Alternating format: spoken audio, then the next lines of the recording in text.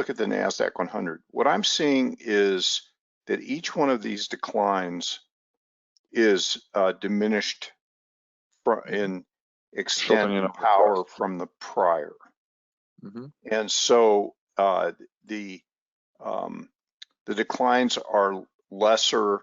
And even if you look at, say, the last little bit here in early March, you had an attempt to go down for 3 days, and then you had that pretty good up day. And then you had 3 days down, which was even diminished from the prior 3-day drop. So all through this, even though it's going down, which I think this really confuses the traders, is that they keep seeing new lows or near-term lows, and it keeps them bearish and keeps them not focused on what the bigger picture is.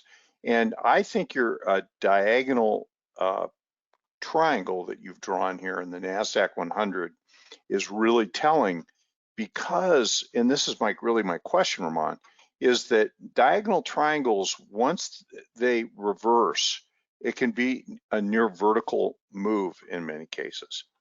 And so if this is all exhaustion of supply on the way down, each one of these, and you can't actually see here the beginning of January on this chart, which is perfectly okay.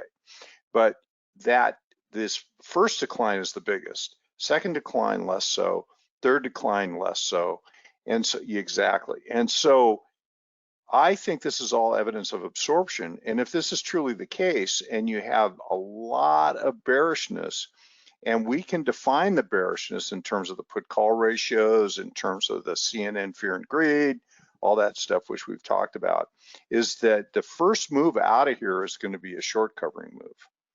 And those can be wicked, just wicked. And so I actually believe that if we climb above this downtrending trend line that you've drawn, that this could produce a near vertical advance for some period of time. It doesn't have to be all the way back to the highs or anything, but I think people could be shocked, especially shorting speculators, at how quickly these markets could move against them. And that's the way short covering rallies happen.